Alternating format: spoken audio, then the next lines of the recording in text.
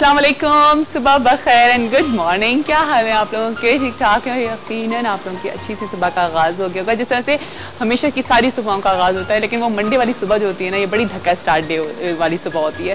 कसम से बिल्कुल भी दिल नहीं चाह रहा होता, क्योंकि आपका एक दिन पहले जो है ना, वो इतना आप अपने आप को रिलैक्स कर चुके होते हैं और इतने मज़े कर चुके होते हैं आप, कि फिर आपको थोड़ा सा टाइम जो है वो उठने में थोड़ी सी आपको सुस्ती और काहिली हो रही होती है। लेकिन खैर कोई बात नहीं, हमें इसी उससे उठना चाहिए और हमें इसी ख्याल से उठना चाहिए कि नहीं, अब हमें काम करना है और पूरे वीक को प्लान करना है। वही वाली बात है कि अगर आज का दिन आपका अच्छा गुजर गया ना, तो समझे आपके पूरा हफ्ता आपका अच्छा गुजर जाएगा, क्योंकि आपने पूरे प्लान कर लिए होंगे। और मेरे ख्याल से जिस तरह मैं करती हूँ ना, कि मैं अपने खैर मुझे तो शोज़ भी प्लान करने होते हैं, मुझे तो और बहुत सारी चीज़ों को प्लान में लेकर आना होता है। तो बस मैं भी आज ही के दिन बैठ करके सारी अपनी प्लानिंग कर लेती हूँ कि अच्छा इस दिन ये करूँगी, इस दिन ये करूँगी। तो खैर ये तो हो गई जी आज सुबह उठने की बात। आप लोगों का कल का दिन कैसा गुजरा ये भी मुझे बताइएगा। साथ साथ वीकेंड कैसा गुजरा, क्योंकि वीकेंड पे तो बड़ा फन कर रहे होते हैं ना, अपनी फैमिली के साथ होते हैं, बहुत सारा टाइम स्पेंड कर रहे होते हैं फैमिली के साथ।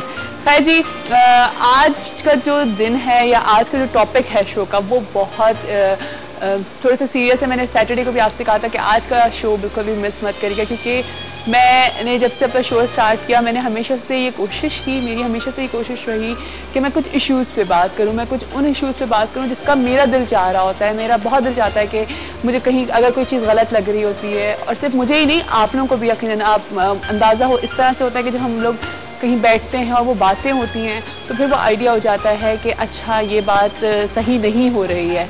तो फिर हमें अंदर से कोई ना कोई परेशानी हो रही होती है, किस तरह से इसको हल करें, किस तरह से इस मसले को हल करें। और फिर मुझे ऐसा लगता है कि as a responsible host anchor कि मेरी हमेशा से कोशिश रही होती है कि मैं अगर कोई शो कर रही हूँ तो वो थोड़ा सा इन्फॉर्मेटिव हो, इस तरह का शो हो जो जिससे आप लोगों को अवेयरनेस मिल सके, या जिससे मैं आप लोगों की बातें जान सकूँ। अगर हम बात करते हैं उस वक्त की, जैसा एक चैनल हुआ करता था और हमें एक 9 बजे की खबरें मिलती थी और हम लोग वो खबरें सुनते थे, वो खबरनामा आता था, सब फैमिली वाले उस खबरनामे के आगे बैठ जाया करते थे और हम छोटे छोटे हुआ करते थे और हम देखते थे। फिर एकदम से एक बूस्ट आया और इतने सारे चैनल्स हमारे सामने आ गए और डे बाय डे बहुत अच्छे चैनल्स स्टार्ट हो गए और day by day news channels start हो गए और बहुत ज़्यादा जो है हमें बहुत सारी न्यूज़ मिलने लगी, वो वाली बातें हमें जानने को मिली जिसके बारे में हमें नहीं पता होता था। शुरू में बहुत अच्छा लगा, वाकई बहुत अच्छा लगता था कि हम समझते थे कि हमारे अंदर बहुत सारी अवेयरनेस आ रही है, हमें बहुत सारी चीज़ों के बारे में पता चल रहा है और हम बड़े इंजॉय करके उस चीज़ को देखते थे। फिर टॉक शोज़ का टाइम आया और देखा गया कि डिस्कशंस हो रहे हैं और बहुत सारे पॉलिटिशियंस एक साथ एक जगह पे बैठे हुए, एक पैनल बैठा हुआ है और डिस्कशन हो रहा है, वो भी हमने बहुत इंजॉय किया, हमें बहुत अच्छा लगा। जो कि बहुत सिलेक्टिव शोज़ हैं, वो अभी तक हैं, वो अभी तक अपनी जगह पे हैं और अभी तक वो लोग अपने पॉइंट पे बात करते हैं, लेकिन उन्हीं को देखा देखी बहुत सारे इस तरह के शोज़ स्टार्ट हुए। अब आप अगर देखें तो शाम को 7 बजे के बाद रात के 10 बजे तक आपको सिर्फ टॉक शोज़ मिल रहे होते हैं जिसमें सिर्फ बहस चल रही होती है।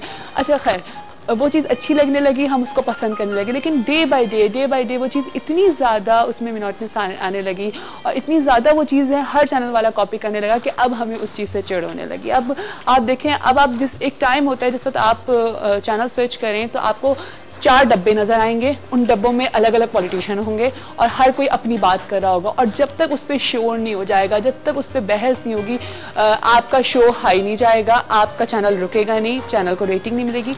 ये सारे इश्यूज़ होते हैं जो हम समझ रहे हैं, क्योंकि अब आवाम के अंदर बहुत ज़्यादा अवेयरनेस आ गई है, आवाम बहुत सारी चीज़ों को समझ रही है। ठीक है, फिर जी ब्रेकिंग न्यूज़ आ जाती हैं और एक न्यूज़ के पीछे हम इतनी ज़्यादा पड़ जाते हैं कि हम जो हमारे इंपॉर्टेंट इश्यूज़ हैं उनको भूल जाते हैं। पूरा दिन फिर जो है ना वो वाली न्यूज़ दिखाई जा रही होती है। अभी 1 हफ्ते पहले या 1.5 हफ्ते पहले आप लोगों ने ये न्यूज़ देखी होगी कि जी एक बच्चे ने ख़ुदकुशी करी और सिर्फ पेरेंट्स के प्रेशर से, टीचर के प्रेशर से, और जो है वो उसने सिर्फ इसलिए कि उसका रिजल्ट अच्छा नहीं आया था। ठीक है, फिर हमने तीसरे दिन एक और न्यूज़ मिली कि जी एक और बच्चे ने ख़ुदकुशी करी, फिर उसके चौथे दिन हमें एक और न्यूज़ मिली।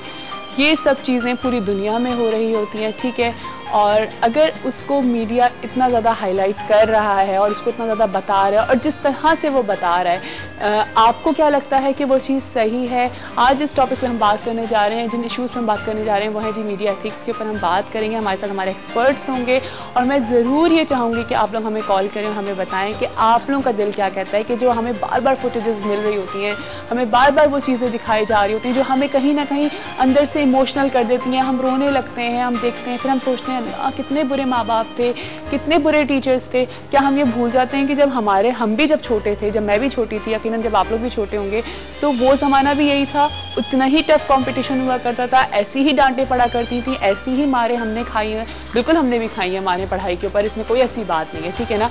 और ये पेरेंट्स की रिस्पॉन्सिबिलिटी है। अगर पेरेंट्स नहीं डांटेंगे, नहीं मारेंगे और बच्चे को ये नहीं समझाएंगे कि जी क्या सही है और क्या गलत है, तो बच्चा बिगड़ जाएगा, ठीक है। तो कहीं ना कहीं पेरेंट्स को ये इस चीज़ से प्रेशराइज करना बहुत ज़रूरी होता है कि जी आप पढ़ाई करो, आप अपना कैरियर बनाओ, ठीक है। तो हम इस चीज़ को बिल्कुल भी कह के नहीं कर सकते कि नहीं बहुत अच्छा पेरेंट्स का कसूर है या टीचर्स का कसूर है। और अगर हम अपने बड़ों के हमारे जो माँ बाप हैं, अगर हम उनके टीचर्स की बात करें तो उस ज़माने में तो बहुत ज़्यादा पिटाइयाँ होती थी, लेकिन हमें ये नज़र आता है कि वो लोग अब कहीं स्टेबल हैं, कहीं खड़े हैं। तो हमें आज इस टॉपिक पे बात करनी है। आज जिस टॉपिक पे मैं बात करने जा रही हूँ वो है जी मीडिया एथिक्स के ऊपर। आपको क्या लगता है कि इस मीडिया से हमें बहुत ज़्यादा नेगेटिविटी मिल रही है या हमें बहुत ज़्यादा पॉजिटिव चीज़ें मिल रही हैं?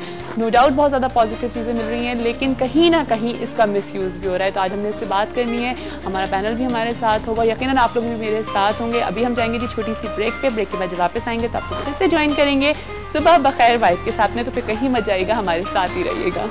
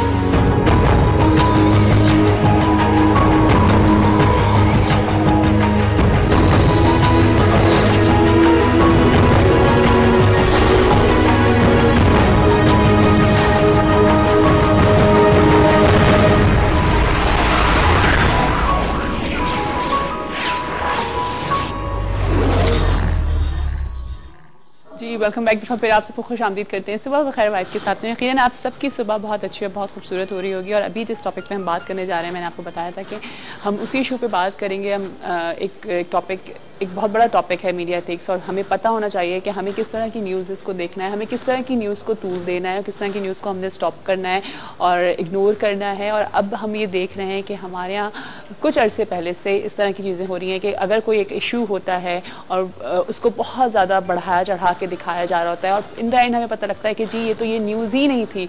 कुछ न्यूज़ हमारे पास इतनी फेक आ रही होती हैं कि बाद में वो अंदाज़ा होता है नहीं वो गलत था, नहीं वो सही था।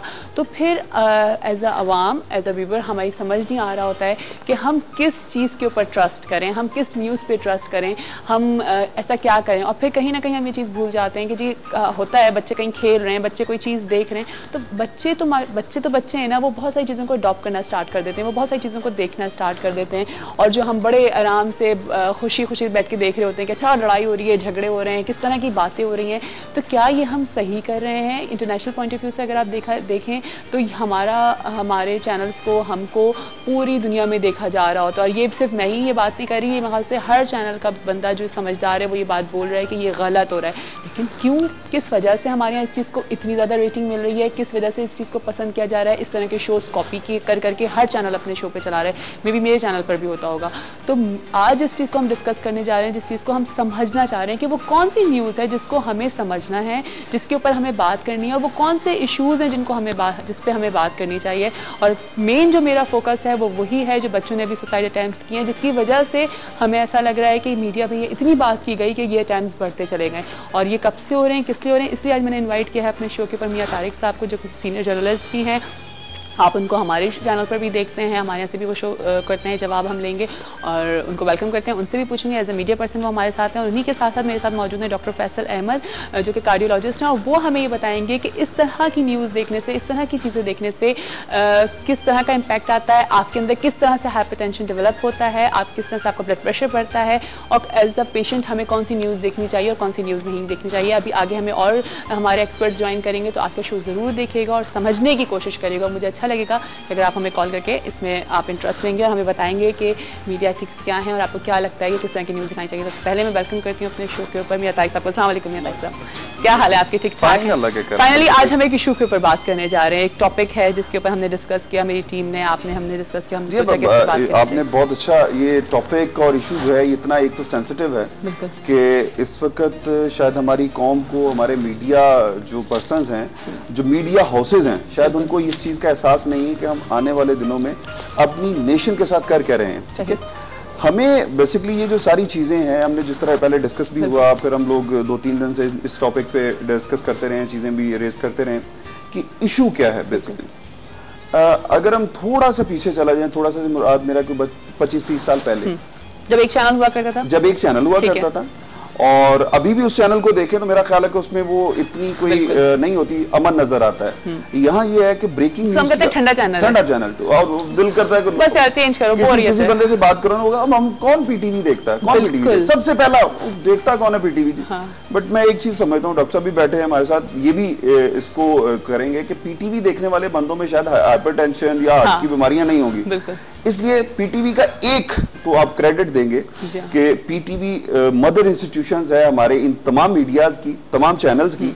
और दूसरा ये है कि पीटीवी जब तक किसी खबर की ऑथेंटिसिटी कंफर्म ना हो जाए उस वक्त तक खबर ऑन नहीं करता। ठीक है, अच्छा हमारा मीडिया प्राइवेट मीडिया का सबसे बड़ा प्रॉब्लम ये है कि रेटिंग जो एक मुझे आज तक समझ नहीं आई वो रेटिंग क्या है। उस रेटिंग की आड़ में इन्होंने ब्रेकिंग न्यूज के चक्कर में, इवन अगर कोई जानवर गटर में गिर गया ना तो उसकी भी ब्रेकिंग न्यूज चलाई जाती है, और ये इतनी खतरनाक है जिसकी वजह से ये है कि हम अपने वो तमाम एथिक्स जो कभी प्रिंट मीडिया में होते थे कि जी खबर, अगर आपने, मेरा चूंकि प्रिंट मीडिया से बहुत ताल्लुक रहा है तो इस वजह से हमें जो एथिक्स पढ़ाए जाते थे, सिखाए जाते थे।